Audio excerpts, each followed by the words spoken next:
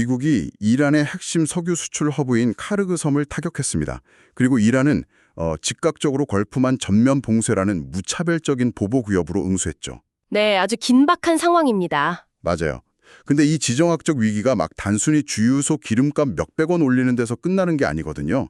당장 다음 주에 여러분이 마트에서 집어들 캔 음료, 아니면 새로 주문할 옷, 심지어 식탁에 오를 빵값까지 연쇄적으로 붕괴시키는 거대한 도미노의 첫 번째 블록이 방금 딱 넘어간 겁니다. 그렇죠. 그 파급력이 정말 어마어마하니까요. 그래서 오늘 저희가 이 사태가 우리 일상의 물가를 어떻게 뒤흔들고 있는지 그 숨막히는 연쇄 반응의 한가운데로 곧바로 들어가 보려고 합니다.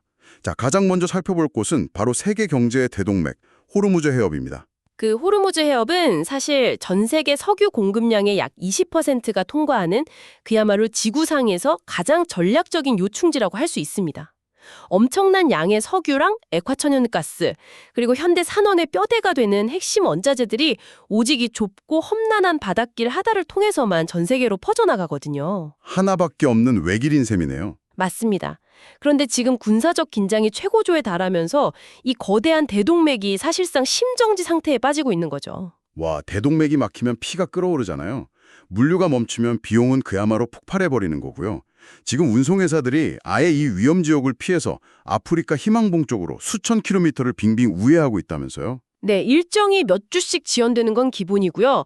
굳이 이 해협을 통과하겠다는 배들은 정말 눈앞이 아찔해질 정도로 천문학적인 전쟁 보험료를 지불하고 있습니다. 마치 룰렛 게임을 하듯이 화물을 옮기고 있는 상황이죠. 그러니까 국가 경제라는 거대한 고속도로의 가장 중요한 톨게이트에 갑자기 불이 붙어서 수만 대의 물류 트럭이 오도 가도 못하고 엔진만 태우며 서 있는 꼴이네요. 아주 정확한 비유입니다. 여기서 우리가 주목해야 할 근본적인 메커니즘이 하나 있는데요. 이런 물리적인 군사 충돌이 어떻게 즉각적인 에너지 시장의 발작으로 이어지는가, 바로 이 점입니다. 에너지 시장의 발작이요? 네, 운송로가 막히면 당장 석유를 펑펑 뽑아내서 수출해야 하는 중동 국가들은 생산한 원유를 보낼 곳이 아예 사라집니다. 무한정 석유를 저장해줄 거대한 탱크가 사막에 막 널려 있는 게 아니거든요. 아, 창고가 꽉 차면 공장 가동을 멈춰야 하는 것과 똑같은 이치군요. 정확합니다. 결국 이 국가들은 생산 라인을 세우듯이 울며 겨자 먹기로 석유 생산 자체를 줄여야만 합니다. 바다에는 배가 못 뜨고 땅에서는 유정이 멈추는 거죠. 세상에? 유가는 미친 듯이 치솟는데 실제 시장에 풀리는 공급량은 쪼그라드는 최악의 병목 현상, 즉 글로벌 에너지 충격이 바로 여기서 시작되는 겁니다. 야, 톨게이트가 막혀서 고속도로가 마비되면 그 여파는 결국 온 동네 골목길까지 밀려 들어와서 우리 지갑을 털어가게 되겠죠. 자, 이 무시무시한 도미노 현상의 다음 타자가 누구인지 본격적으로 파헤치기 전에 여러분, 이야기가 더 흥미진진해지기 전에 구독과 좋아요 한 번씩 꾹 눌러주세요. 네, 꼭 부탁드립니다. 여러분의 클릭 한 번이 이 거대한 글로벌 경제의 복잡한 퍼즐을 가장 재밌게 맞춰드리는데 정말 큰 힘이 됩니다. 자, 다들 누르셨죠? 그럼 바로 다음 도미노, 이 에너지 충격이 어디로 튀었는지 쫓아가 보겠습니다. 에너지 가격이 폭등하고 물류가 막혔을 때 가장 먼저 치명상을 입는 곳은 막대한 에너지를 집어삼키는 중공업입니다. 그중에서도 타격이 가장 빠르고 깊은 곳이 바로 알루미늄 산업이죠. 네, 저도 들었어요. 지금 들려오는 소식이 진짜 심상치 않더라고요. 세계 최대 규모의 단일 알루미늄 재량소인 알루미늄 바레인이 결국 버티지 못하고 생산을 대폭 줄이기 시작했다고요? 맞습니다. 이 시설 한 곳에서만 매년 무려 150만 톤의 알루미늄을 쏟아내서 유럽, 아시아, 북미 전역의 제조업체에 금속 뼈대를 공급해 왔잖아요. 특히 미국에서는 알루미늄을 테슬라 같은 전기차의 경량화 소재나 보잉의 항공우주 산업에 엄청나게 쏟아붓고 있기 때문에 미국 시장이 이 소식에 지금 완전히 패닉을 보이고 있습니다. 미국 국민들 입장에서는 당장 차값이 뜰 판이니까요. 그렇죠. 제조업의 핵심 뼈대가 흔들리는 거니까요. 제가 여기서 딴지 한번 걸어보겠습니다. 알루미늄은 지구상에서 가장 흔한 금속 중 하나잖아요. 우리가 마시는 콜라캔부터 건축물 창틀까지 사방에 널려 있는데 네, 아주 흔하죠. 아니 굳이 중동발 밀류가 막혔다고 전 세계 알루미늄 대란이 일어난다는 건 좀 논리적 비약 아닌가요? 중동 재량소가 멈추면 그냥 미국이나 호주 아니면 다른 나라에 있는 공장들 가동률이 확 끌어올려서 빈자리를 채우면 되는 거 아닙니까? 아주 예리한 질문입니다. 원소가 흔하다는 것과 그걸 산업용 금속으로 쓸 수 있다는 건 완전히 별개의 문제거든요. 알루미늄 재련 업계에서 이 금속을 부르는 유명한 별명이 있습니다. 바로 굳은 전기입니다. 굳은 전기요? 전기를 얼려놨다는 뜻인가요? 네, 흑석에 있는 알루미나를 분리해서 우리가 아는 그 은빛 알루미늄 금속으로 만들려면 전개분해라는 과정을 거쳐야 하는데요. 이때 상상에 초월하는 어마어마한 양의 전력이 24시간 내내 끊임없이 투입되어야 합니다. 아, 전기가 그렇게 많이 들어가나요? 말 그대로 전기를 쏟아부어서 금속의 형체를 빚어내는 수준이죠. 그래서 알루미늄 생산 원가의 가장 압도적인 비중을 차지하는 것이 바로 전기 요금입니다. 와, 알루미늄 공장은 단순히 금속을 굽는 게 아니라 전기를 먹는 하마였군요. 그렇습니다. 중동 국가들은 자신들의 발밑에 널려있는 값싸고 풍부한 화석 연료를 태워서 이 막대한 전력을 세계에서 가장 저렴하게 만들어냅니다. 아하, 단가가 다르겠네요. 다른 나라에 있는 오븐들이 아무리 알루미늄을 더 굽고 싶어도 미국이나 유럽의 비싼 전기요금으로는 중동의 그 압도적인 생산 단가를 도저히 맞출 수가 없습니다. 가동률을 높일수록 오히려 적자가 나는 아주 구조적인 한계가 있는 겁니다. 그러니까 원료가 부족한 게 아니라 그 원료를 가공할 압도적으로 저렴한 오븐이 중동에 몰려 있다는 뜻이네요. 다른 나라 오븐들은 전기세가 너무 비싸서 전원을 켤 엄두도 못 내는 거고요. 정확합니다. 결국 중동의 알루미늄 생산이 줄어든다는 건 전기차, 항공기, 고층 빌딩의 자재, 최신 스마트폰, 심지어 편의점의 캔 음료 포장재까지 우리 현대 문명을 지탱하는 물리적인 뼈대의 가격이 통째로 솟구친다는 의미군요. 맞습니다. 알루미늄이 현대산업의 뼈대를 만들기 위해 에너지를 엄청나게 소비하는 곳이라면 이제 살펴볼 산업은 화석 연료 그 자체를 아예 뼈와 살로 사놓아버리는 분야입니다. 바로 석유화학 산업이죠. 아, 화학산업이요. 여기서 정말 많은 분들이 놓치고 있는 핵심이 하나 나옵니다. 우리는 보통 석유나 천연가스라고 하면 자동차 엔진에 굴리거나 한겨울에 보일러를 떼는 연료, 즉 태워서 없애는 에너지로만 생각하잖아요. 그렇죠. 대부분 그렇게 생각하시죠. 그런데 사실 이 화석연료들은 현대 문명의 온갖 물건을 빚어내는 가장 결정적인 원료, 전문용어로 공급원료로 쓰이고 있죠. 훌륭한 포인트입니다. 중동 지역은 단순히 석유를 퍼올리는 거대한 주유소가 아니라 전 세계 석유화학 생산의 심장부입니다. 심장부요? 네, 걸프만 주변에 늘어선 거대한 화학단지들은 천연가스에서 추출한 에탄이나 원유를 정제한 납사 같은 물질을 미세한 분자 단위로 막 쪼개고 다시 결합합니다. 이른바 크래킹 공정이라고 하죠. 네, 뉴스에서 자주 듣는 단어네요. 이 과정을 통해서 플라스틱의 원료인 합성수지, 옷을 만드는 합성섬유, 그리고 수만 가지 산업용 화학물질이 정말 엄청난 규모로 쏟아져 나옵니다. 여러분이 지금 앉아있는 의자의 쿠션, 입고 있는 옷, 자동차 대시보드 등 일상에서 만지는 거의 모든 플라스틱과 섬유가 이 과정을 거쳐 탄생합니다. 와, 그러니까 석유를 연료로 태우는 게 아니라 플라스틱이나 섬유를 반죽하는 밀가루로 쓴다는 거네요. 딱 맞는 비유입니다. 그런데 지금 그 밀가루 공급망이 호르무즈 해협 봉쇄로 꽉 막혀버린 거고요. 석유화학 공장들이 원료를 구하지 못해서 가동을 멈추면 당장 전 세계 수많은 제조업체들은 물건을 찍어낼 재료 자체를 구하지 못하게 되는 거잖아요. 공장 라인이 쌩쌩 돌아가도 그 안에 넣을 플라스틱 알갱이가 없는 거죠. 그게 바로 알루미늄 다음으로 무너지고 있는 세 번째 도미노입니다. 에너지나 전기의 문제가 아니라 아예 물질의 근원 자체가 뚝 끊기는 겁니다. 진짜 무섭네요. 그리고 이 도미노는 마침내 인간의 생존과 직결된 가장 민감하고 치명적인 영역으로 넘어갑니다. 화학 공장에서 만들어지는 수많은 물질 중에 지구상의 인구를 먹여 살리는 가장 위대한 발명품, 바로 비료입니다. 비료요? 갑자기 식량 인플레이션 이야기로 넘어가네요. 솔직히 저를 포함해서 많은 분들이 중동하면 시큼한 석유만 생각하지 거기서 전 세계 농사를 좌지우지하는 엄청난 양의 비료가 생산된다는 사실은 잘 모르실 겁니다. 현대 농업이 이만큼의 폭발적인 인류를 부양할 수 있는 건 전적으로 질소 비료 덕분입니다. 이 질소 비료를 만들려면 공기 중에 질소를 고정해야 하는데 이때 필수적인 물질이 바로 암모니아거든요. 네, 암모니아. 그리고 이 암모니아를 합성하는 데 필요한 엄청난 양의 수소를 바로 천연가스에서 뽑아냅니다.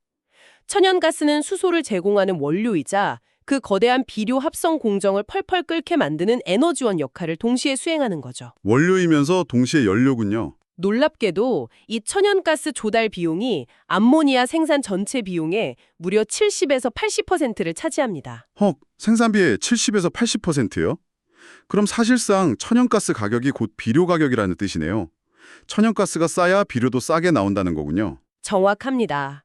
바로 그 이유 때문에 지난 20년 동안 중동 국가들은 자신들의 영토에서 뿜어져 나오는 그 값싼 천연가스전 바로 옆에다가 가스 처리 시설과 거대한 비료 공장을 한 덩어리로 묶은 초대형 산업단지들을 막 건설했습니다. 가스전 옆에 바로 비료 공장을 지어버린 거네요. 파이프라인 하나로 곧바로 원료를 꽂아 넣어서 세계에서 가장 저렴하게 비료를 찍어내는 거죠.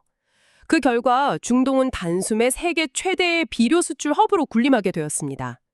여기서 쏟아져 나온 막대한 양의 비료가 인도, 브라질, 동남아시아, 그리고 아프리카 등 전 세계의 주요 곡창지대로 수출됩니다. 그리고 그 비료물 가득 실은 거대한 화물선들이 반드시 지나가야만 하는 외길이 바로 지금 미사일이 날아다니고 있는 호르무즈 해협이라는 거군요. 네, 피할 수 없는 병목이죠. 비료가 제때 도착하지 못하면 농작물 수확량이 완전히 곤두박질 칠 테고 곡물 수확량이 줄어들면 전세가 식량 가격이 연쇄적으로 폭등하는 건 불보듯 뻔한 일입니다. 여기서 우리는 과거의 뼈아픈 경험을 다시 꺼내볼 필요가 있습니다. 불과 몇 년 전인 2022년 러시아의 우크라이나 침공 당시를 떠올려 보시죠. 그때 가스값 장난 아니었죠. 그때 글로벌 천연가스 가격이 미친 듯이 폭등하면서 가스를 사올 돈이 없어진 유럽의 수많은 비료 공장들이 줄줄이 가동을 멈췄습니다. 결과가 어땠습니까? 빵값이 엄청 올랐잖아요. 전 세계적인 비료 품귀 현상이 벌어졌고 곡물 가격이 치솟으면서 전례 없는 글로벌 식량 인플레이션이 우리 식탁을 덮쳤죠. 지금 중동에서 벌어지는 해역 봉쇄가 그때 끔찍했던 악몽을 정확히 데자뷰처럼 재현하고 있는 겁니다. 와, 그 메커니즘을 들으니까 정말 소름이 돋네요. 마치 동네에서 제일 큰 햄버거집 주방에 식용유가 딱 끊긴 것과 똑같군요. 식용유가 없으니 당장 햄버거 가격이 오르는 걸로 끝나지 않죠. 그 햄버거 대신 먹으려는 샌드위치 가격도 오르고 심지어 돈가스를 튀기는 옆 동네 식당까지 줄줄이 메뉴판 가격을 고쳤어야 하는 기가 막힌 상황인 겁니다. 기초 원재료 하나가 끊겼을 뿐인데 우리 생활 전반의 식비가 다 튀어오르는 거잖아요. 시스템이 어떻게 통째로 흔들리는지 너무나 잘 보여주는 사례죠. 여기서 우리는 현대 글로벌 공급망이 가진 아주 근본적이고 치명적인 시스템의 맹점을 마주하게 됩니다. 맞아요. 그 부분이 저도 들으면서 내내 답답했습니다. 아니, 이름만 대면 아는 글로벌 대기업들의 세계 최고의 브레인들이 다 모여 있잖아요. 바보도 아니고 중동 상황이 저렇게 위험하면 미리미리 다른 나라에서 대체 공급처를 찾거나 좀 비싸더라도 다른 우회 항로를 뚫어놓거나 아니면 최소한 창고에 알루미늄이나 화학 원료들을 산더미처럼 쌓아두고 대비하면 되는 것 아닙니까? 왜 무슨 일만 터지면 이렇게 속수무책으로 당하고 공장문을 닫내 만회하는 건가요? 기업들도 바보가 아닙니다. 지금 이 순간에도 사태를 파악하고 대체 공급망을 찾기 위해서 사력을 다하고 있죠. 하지만 그들이 발버둥 쳐도 쉽게 벗어날 수 없는 거대한 족쇄가 하나 있습니다. 족수요? 현대 제조업 전체를 지배하고 있는 극강의 효율성 시스템. 바로 적시 생산 방식, 이른바 저스트인 타임 시스템입니다. 경제 경영소에 단골로 등장하는 그 저스틴 타임이요. 재고 유지 비용을 단 1원이라도 아끼기 위해서 부품이나 원료가 조립 라인에서 필요한 정확히 그 순간에 딱 맞춰서 공장문을 열고 들어오게 만드는 그 시스템 말이죠. 네, 과거에는 기업들이 공장 옆에 축구장만한 거대한 창고를 지어놓고 만일의 사태를 대비해서 원자재를 산더미처럼 쌓아두었습니다. 하지만 글로벌화가 엄청나게 고도화되면서 경영진들은 이 창고 유지 비용조차 엄청난 낭비라고 판단하게 된 거죠. 그렇죠. 창고 임대료에 관리비에 돈이 엄청 깨지니까요. 그래서 전 세계의 물류망을 하나로 연결해서 지구 전체를 거대한 하나의 컨베이어 벨트처럼 만들어버렸습니다. 부품은 공장 창고에 있는 게 아니라 바다 위에 배에 떠 있는 상태가 기본이 된 겁니다. 극단적으로 몸집을 가볍게 만든 거군요. 비용 효율 면에서는 진짜 최고였겠네요. 맞습니다. 하지만 이 시스템은 모든 바다가 평화롭고 모든 항구가 제 시간에 돌아가며 모든 지정학적 갈등이 완벽하게 통제 가능하다는 그 이상적인 시나리오 하에서만 제대로 작동합니다. 현실은 전혀 그렇지 않잖아요. 수만 개의 자동차 부품 중에 볼트 한 상자 혹은 플라스틱 내장재를 만들 특수 폴리머 원료 한 포대만 항구에 며칠 늦게 도착해도 미국 디트로이트에 있는 거대한 자동차 조립 라인 전체가 올스톱되어 버립니다. 버퍼, 즉 완충지대가 전혀 없기 때문에 아주 미세한 물류 지연 하나가 순식간에 수백억 원의 손실을 내는 시스템 붕괴로 직결되는 그런 치명적인 취약성을 안고 있는 것이죠. 와, 톱니바퀴가 너무 꽉 맞물려 있어서 모래알 하나만 끼어도 기계 전체가 박살나버리는 그런 구조네요. 그래서 결국 이 중동의 총성이 우리에게 도대체 어떤 의미를 던져주고 있는지 정리를 해봐야겠습니다. 단순히 기름값이 좀 오르겠네 하고 넘길 차원의 이야기가 아니라는 건 이제 너무나 명확해졌습니다. 오늘 우리가 추적한 이 사태의 본질을 요약하자면 이렇습니다. 처음에는 아주 한정된 지역에서의 지정학적, 군사적 위기로 발발했습니다. 하지만 이것이 물류 대동맥을 틀어막으면서 순식간에 글로벌 에너지 시장의 충격으로 번졌죠. 네, 에너지 충격. 에너지가 막히니 값싼 전기를 먹고 사는 알루미늄 같은 중공업이 마비되기 시작했습니다. 그 여파는 화석연료를 원료로 빚어내는 플라스틱과 섬유, 즉 석유화학 산업을 강타했고 최종적으로는 천연가스를 갈아 넣어야 하는 비조 공급망을 끊어버렸습니다. 쫙 연결이 되네요. 네, 전 세계 제조업과 식량 공급망 전체가 흔들리는 그야말로 거대한 글로벌 공급 충격으로 진화하는 패턴이 정말 교과서처럼 나타나고 있는 겁니다. 진짜 숨 막힐 정도로 정교하고도 무서운 연쇄 반응입니다. 오늘 저희가 이 현상들을 깊이 파고 들어보니 중동의 군사적 긴장은 절대 바다 건너 남의 나라 이야기가 아닙니다. 당장 호르무즈 해협이 며칠 막혔을 뿐인데 미국 국민들이 열광하는 전기차 생산 라인이 위협받고 여러분이 이번 주말 마트에서 집어들 캔 음료에 알루미늄 가격이 오를 준비를 하고 있습니다. 우리 일상 곳곳에 타격이 오는 거죠. 네, 온라인으로 주문하려던 옷의 합성 섬유 가격이 들썩이고 결국에는 비료 부족 사태가 우리 집 저녁 식탁에 오를 빵값과 고기값까지 직접적으로 밀어올리는 거대한 도미노가 이미 맹렬하게 넘어지고 있습니다. 결국 우리가 너무나도 당연하게 그리고 아주 저렴하게 누려왔던 현대 문명의 일상적인 물건들이 사실은 그 밑바닥에 얼마나 위태롭고 깨지기 쉬운 지정학적 균형을 깔고 서 있었는지 뼈저리게 느끼게 해주는 그런 사건입니다. 그렇습니다. 여러분, 재고 비용을 아끼고 효율성을 극대화하기 위해 전 세계가 마치 실핏줄이나 촘촘한 거미줄처럼 하나로 묶인 현대의 글로벌 공급망. 그 덕분에 우리는 지구 반대편의 자원으로 만든 물건들을 정말 값싸고 편리하게 누려왔죠. 하지만 오늘 우리가 목격한 것처럼 중동의 저 좁은 해협 하나에 불이 붙었다는 이유만으로 지구 반대편 우리 집 식탁 물가까지 통째로 위협받는 이 서늘한 현실을 마주하고 있습니다. 네, 시사하는 바가 큽니다. 효율성의 끝을 말리는 이 초무 연결 사회의 컨베이어 벨트. 과연 이것은 우리 인류에게 영원한 풍요를 가져다줄 축복일까요? 아니면 지구 반대편의 작은 나비의 날갯짓 하나로 당장 내 지갑이 털리게 만드는 언제 터질지 모르는 거대한 시한폭탄을 안고 살아가는 것일까요? 한 번쯤 깊게 고민해 볼 수밖에 없는 시점입니다. 이 묵직한 질문을 여러분의 머릿속에 남겨두며 이번 딥다이브는 여기서 마칩니다. 톱니바퀴처럼 돌아가는 세상의 이면을 읽어내는 시간. 다음에도 날카롭고 흥미로운 분석으로 돌아오겠습니다. 함께해 주셔서 감사합니다.